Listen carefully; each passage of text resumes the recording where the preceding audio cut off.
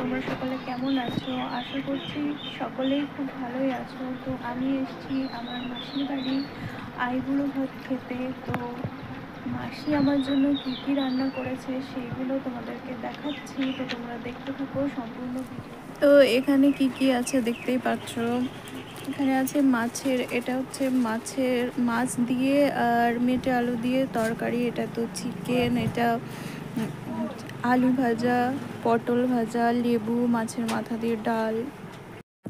তো বন্ধুরা, ওখানে আমার মাসি আরও কিছু রান্না করেছিল। কাটা নোটে শাক, তোমরা হয়তো নামও শোনোনি, জানি না দেখেছো কি না। শাকগুলো কেমন জানো তো, গায়ে কাটা দেওয়া, কিন্তু রান্না করলে সে কাটাগুলো আর থাকে না। আর ছোট ছোট আম ভাজা করেছিল। আর তো দেখতেই পারছো ওখানে থালায় মিষ্টি আর পায়েস ছিল। তো বন্ধুরা, আমার মাসি অসাধারণ রান্না করেছিল, সবটুকু নিজে একা হাতে করেছিল।